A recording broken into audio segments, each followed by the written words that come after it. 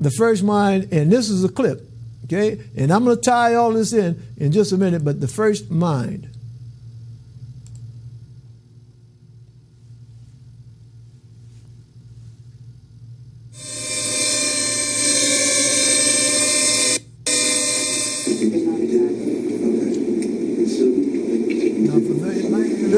Little here, all right, but you see the man there is a scientist, and it's speaking about drones.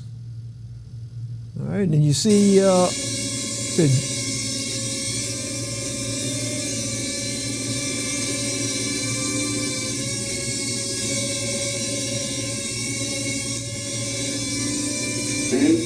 landing now.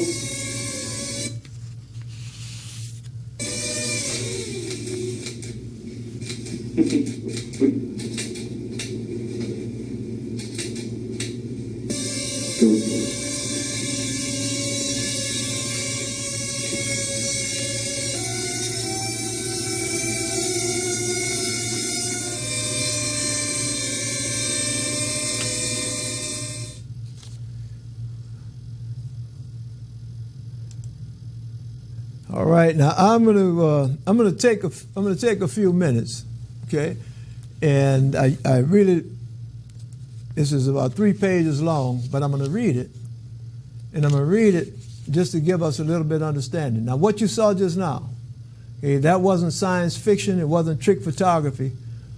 These were actually students at the University of South Florida that were controlling drones, okay, those little aircrafts, controlling drones with their brains. Okay? They didn't have a joystick controlling the drones. They were controlling the drones with their brains. So when you saw the drone lifting up, when you saw it going down, when you saw it going forward, making turns, all that was through the brain power.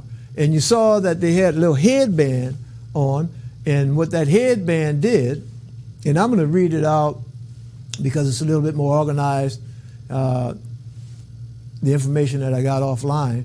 But again, let me just read it. Okay, drone pilots typically propel their aircraft by making delicate course corrections by hand. But this weekend, students at the University of South Florida will show the public how they can fly drones using only their mind. Students will race each other to determine who can make their drone go the furthest. How is it done? Through brain-computer interface technology.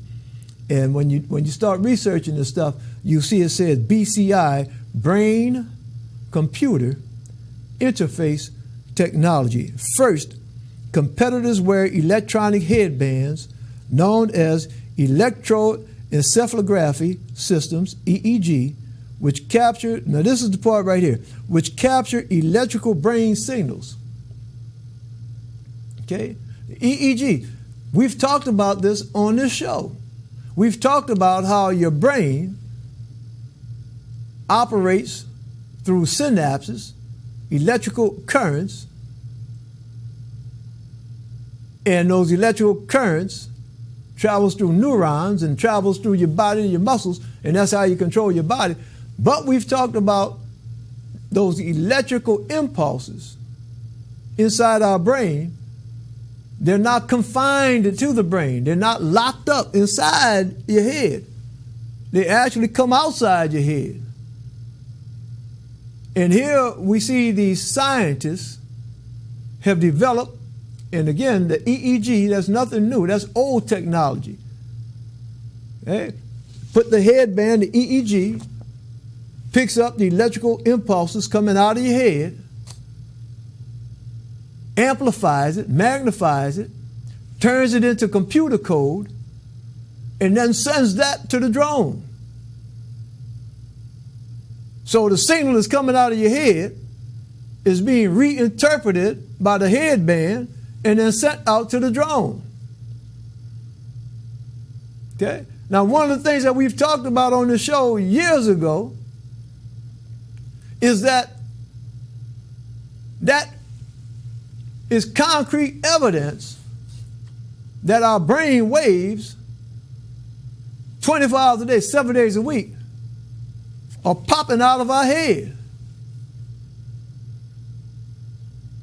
Okay, that's pure science. It's not, it's not any make-believe. It's science. And now we see how those brain waves can be manipulated by this headband to communicate with the drone.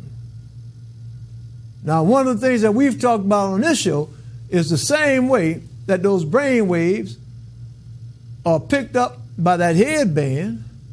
Those brain waves are picked up by each and every last one of us. Each and every last human being is a transmitter and a receiver of those brain waves. So every last one of us, 24 hours a day, 7 days a week, are plugged into this brain internet. We can't escape it. That's who we are. We all are part of this network. And there are some of us whose signal is a little bit stronger, and some of us whose signal is a little bit clearer. But every last one of us are connected to that network. That's science. Understand what I'm saying? That is science. It's not religion. It's not spirituality. It's science. But let me hold on a second. It is religion. Throughout the major religions, it speaks about the oneness, how we're all connected. Spirituality speaks about the one spirit. So what? It is science, religion, and spirituality all rolled into one. So when we start getting deep into science, we start realizing exactly who we are. Look, at the beginning of the show, what I said, everything that ever was, is now, ever will be, is a piece of God. It's a piece of one. Everything. Everything is a piece of the one. And what these students are doing, what these scientists, these neuroscientists, what they're doing is they are just explaining to us our true nature, what we truly really are. Okay, now that's all this is going to tie into the one mind. Understand? We're going to go a little bit further. All right. First, okay, we just read, look what it says. First, competitors wear electronic headbands. We just read that. Okay, those signals are then translated into commands that prompt the drones to move based on a specific thought. So the drones are moving based upon a specific thought. So I'm just thinking it. Rise up higher, drone. Go lower, drone. Go to the left, go to the right.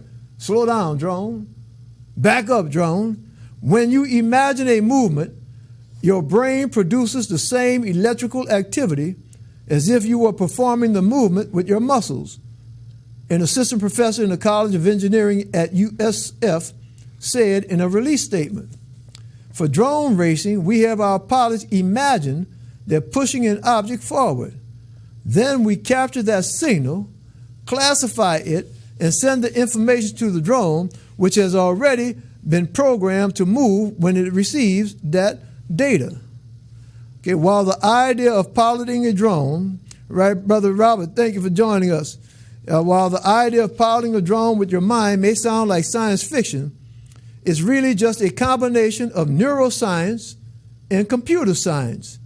The underlying technology is part of a much larger field of study into brain-computer interfaces, BCI, a term first coined in the 1970s. So we're talking about technology and science that's almost 50 years old. BCIs are devices that create a pathway between the brain and an external device, such as a drone, computer, or prosthetic limb. BCI technology reads the brain's electrical signals to function. Every time we think about something or move a muscle, the neurons in our brain send electrical signals to one another. Didn't I just say about neurons? Through technological advances and the development of wearable EEG systems, scientists are able to detect and interpret these signals. By doing so, they can then translate the electrical signals into commands for external devices. It's pretty incredible to think about what's possible when you combine biology and neuroscience with technology. And for more information or this article that I'm reading that's online, you can go to http://news.usf.edu/article/templates. And if you didn't get all that information, then just give me a call and you can find it, or actually you just go on the internet and type in BCI or drones, flying drones using the brain. Okay, just type that in. All right, now this is what we read just now, or what I read just now, was talking about using the brain to communicate with a drone, or as I said here, with prosthetics, all different types of applications. But look at this is another article now. Okay, this is another article. Now listen to this one right here. University of Washington researchers. So these are academics. This is no foolishness. These are scientists. Okay?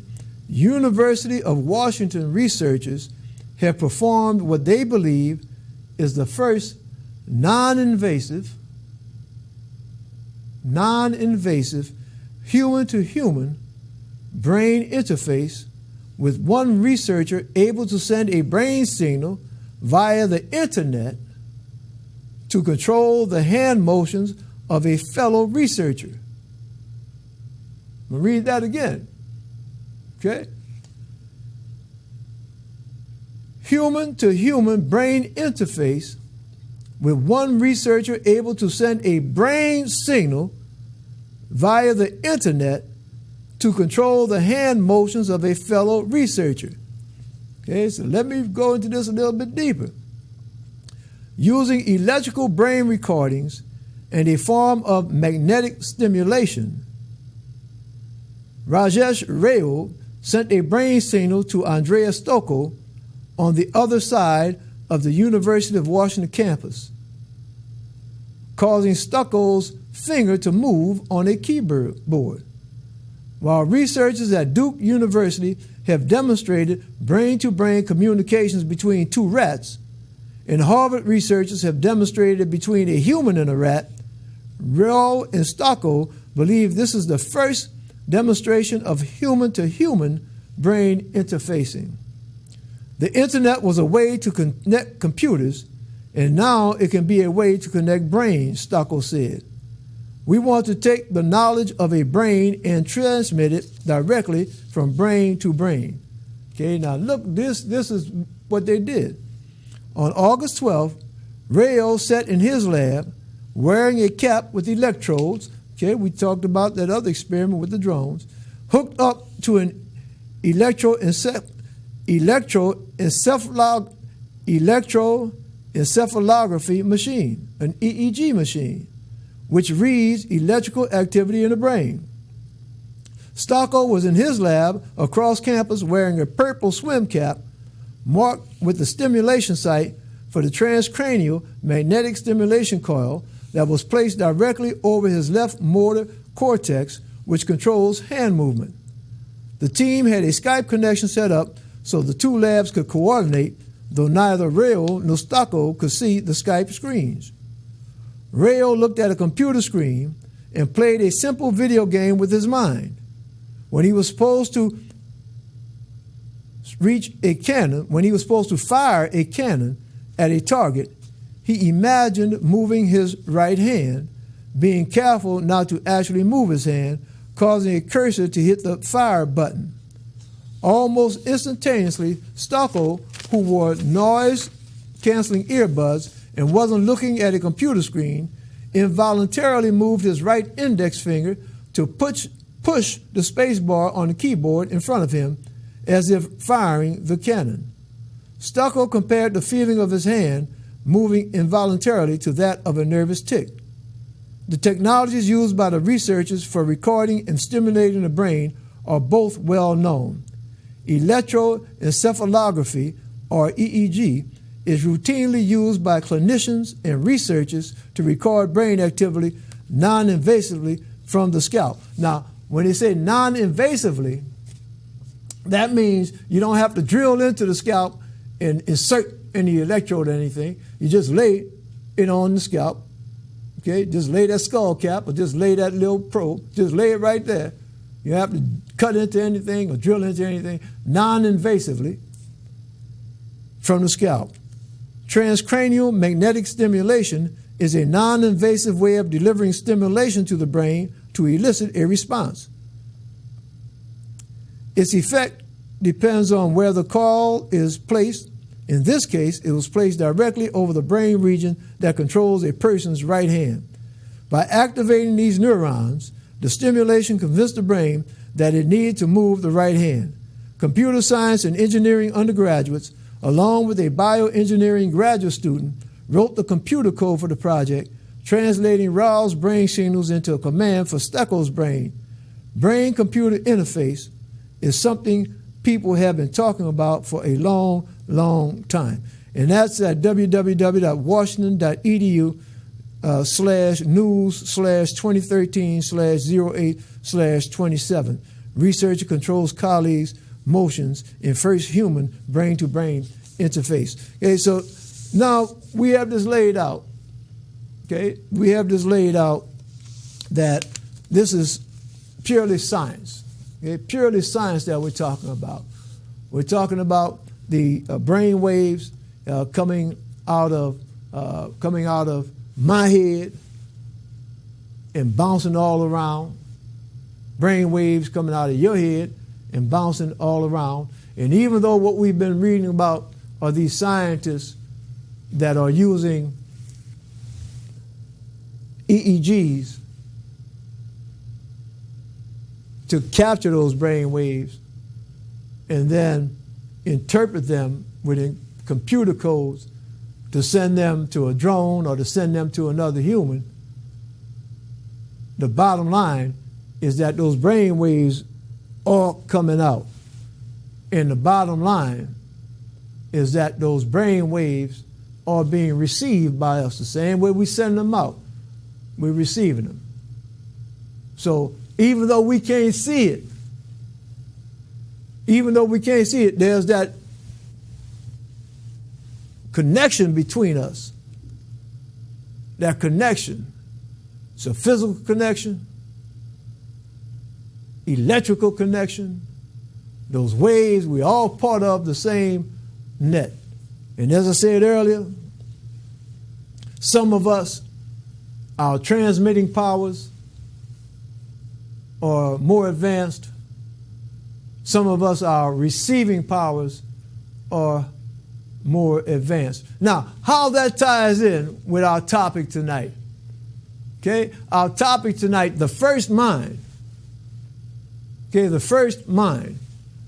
Okay, so now that we have the understanding that all of us, every single last one of us, are walking around with information coming out and information coming in.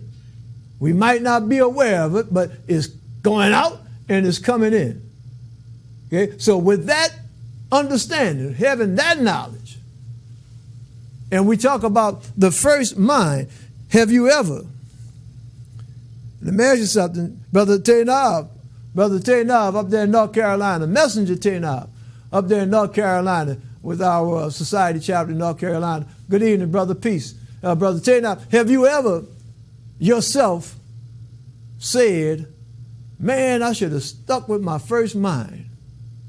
Or, man, my first mind told me such and such. Where you made a decision, and after you made the decision, you say, oh, you might have decided to go to the store where you was thinking about staying home. You say, my first mind told me to stay home. My first mind. Now, what is that first? Wait a minute. What were we just studying? We were just studying about how all of us are connected to this this network. It's not an internet, it's a brain network that we have signals going out. So look, wait, hold on. If all of us are connected to this network, then that network is controlling the signals that we get. That network, wait a minute, controlling the signals that, wait a minute, hold on a second now, hold on. See, I pick up my eyeglasses. I pick up my eyeglasses because my brain sent the signal out, fired up those neurons, they were synapses, electrical impulses, fired up the neurons, and them neurons sent that signal through my nerves into my muscles and caused my hand to pick up these glasses. But before that action started, there was something that happened up in here. I had an idea, I had a thought to pick them glasses up.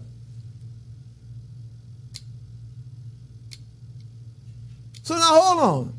That signal that eventually was transmitted through them neurons, through those nerves, through the muscles, that signal that eventually was transmitted there, where did that signal come from? From the gate. Well, hold on now.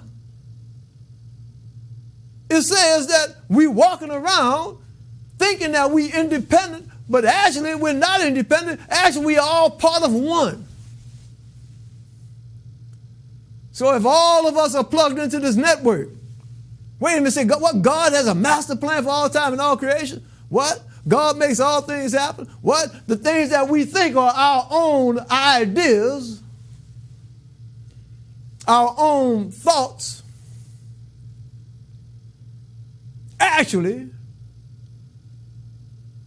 a byproduct, a product of that network of which we are all a part. See, God, and when I say God, those of you that know me, you've heard me, when I say God, I'm talking about everything that ever was, is now, ever will be, the one, the I am, the all in all, the universal mind, the creator, the created, the Alpha and the Omega. All right. All part of the one. See, I'm not going to be anywhere unless it's part of the Almighty's master plan that I be there. See, I might think that I'm standing in the studio right now because of my own volition, because of my own plan. I might think that. I might think that I had the idea to get in my car to come here tonight because of my own plan.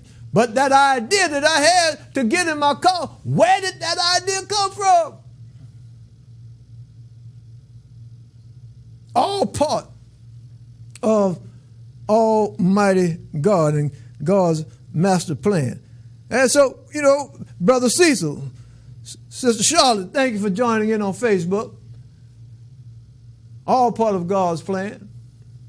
You see that oneness, that first mind. That first mind. When I say, man, my first mind told me to go do that. You see, I was tapped into that network, into that universal mind, and seeing in that network this first mind, this first option. But it wasn't part of that network's direction for me to go to the left. It wasn't part of God's plan for me to go to the left. It was part of God's plan for me to go to the right. That first mind, the original mind, the what? The whole mind. The one, the first mind. Another way to think of it, that first mind being that collective. And then when we start talking about our individual minds, our individual wills, being just that, the second mind. All right? The first mind, the collective. All right. All right. And that's something else I suggest and I recommend. Do a little research with that phrase, that topic, the universal mind. We've talked about that on the show before. It's very interesting. And something I want to do now, I did this last week, and hopefully I'll continue to do that, and that's to invite you to become a member of the Society of Knowledge. You hear me talk about the Society every week.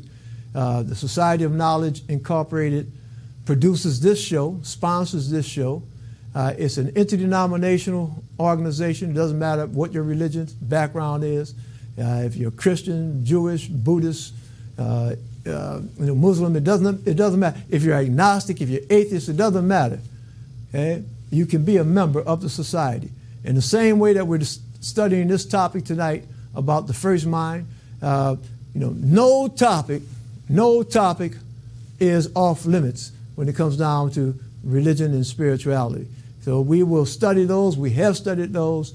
The major religions of the world, the major religions throughout time. Ma'at, ancient religion. All religions, all spiritual topics. If you're interested and you want to be around and be associated with a group of people that are receptive to sharing knowledge, sharing information about religion, spirituality, sharing knowledge as you heard us tonight, sharing knowledge about who and what we really are, then come on, join the society. If you're interested in joining the society, you can give me a call. Give me a call 7 days a week, 24 hours a day. The phone number is 504-821-3221, 504-821-3221. Brother Courtney, thank you for touching bases with us a couple weeks ago, showing your interest in the society, becoming a member. Again, if you're interested in becoming a member, joining with us, and even if you don't want to become a member, if you just want to come and study with us, just come and fellowship with us, you're welcome to do that. If you are interested in joining, if you are interested in meeting with us, then you hit me on Facebook, and you can also give us a call at that phone number. You're welcome. There aren't any preconditions to becoming acquainted with us. Just give us a call. All right, we have just a few minutes left in the show, maybe about 15 minutes, a little bit less than that left in the show. All right.